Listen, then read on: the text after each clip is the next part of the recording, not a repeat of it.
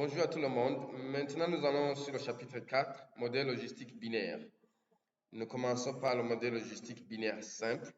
Là aussi, nous avons 3 cas. Et je vais afficher les données. Nous prenons la variable d'intérêt, le statut du poids du bébé à la naissance, qui est l'eau, catégorisé en 2 modalités. Premier cas, nous prenons cette variable avec le poids de la mère, donc qualitative, binaire et quantitative.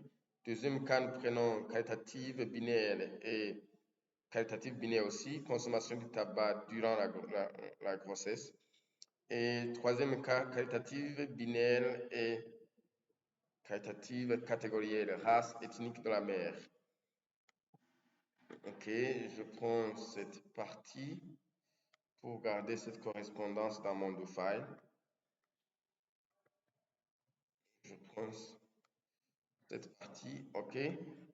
Alors, premièrement, nous faisons donc logit, low et LWT. Là, j'ajoute eau de ratio parce que nous allons nous intéresser à l'interprétation des eaux de ratio. Voici les résultats.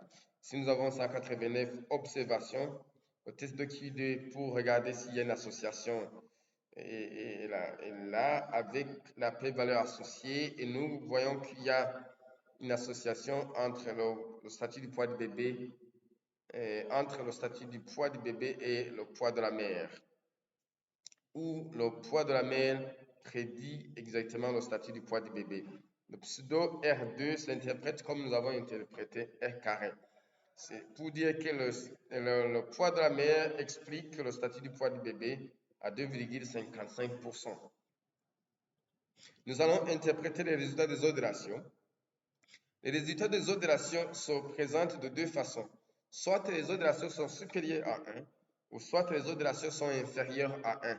Dans notre cas, nous avons les opérations qui sont inférieures à 1. Oui, notre opération est inférieure à 1. OK?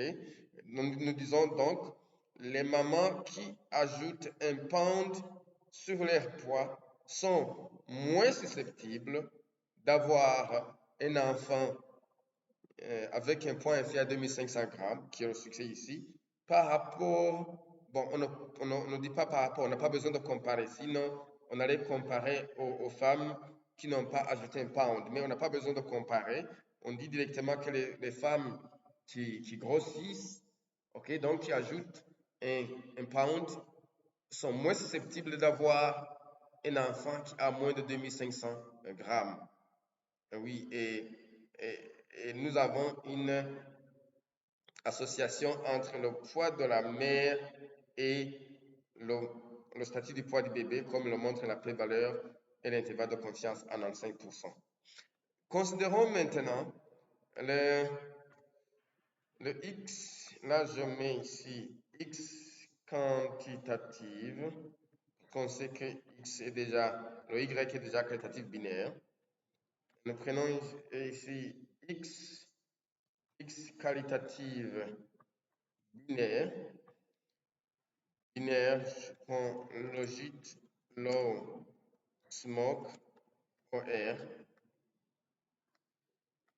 Ça, c'est la consommation du tabac. Voici, maintenant, nous sommes dans le cas des opérations supérieures à 1.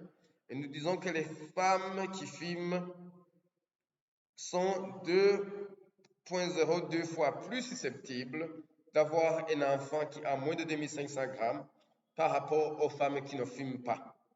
Pour bien constater que ce sont les femmes qui fument, il suffit d'ajouter, de dire que cette variable est qualitative en mettant i point. Vous avez le même résultat, mais ici vous avez un qui vous montre que la variable, que la modalité qui s'affiche, c'est la modalité succès. Et, donc nous avons interprété en disant que les femmes qui fument sont 2 fois plus susceptibles d'avoir un enfant de moins de 2500 grammes, qui est succès ici, par rapport aux femmes qui ne fument pas. Et il y a une association donc entre la consommation du tabac de la mère et le statut du poids du bébé, comme le montre la p-valeur et l'intervalle de confiance à 95%. C'est l'intervalle de confiance qui exclut 1. OK? En prenant maintenant le cas de variable X qualitative catégorielle.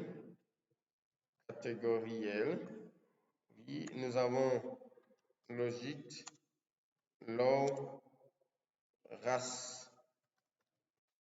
Okay. Nous mettons I point. Et nous interprétons comme nous avons interprété le cas de binaire. Les femmes noires sont 2,32 fois plus susceptibles d'avoir un enfant de moins de 2500 grammes par rapport aux femmes blanches. Mais en regardant la prévaleur, à 5%, cette différence n'est pas statistiquement significative, de même pour les femmes autres.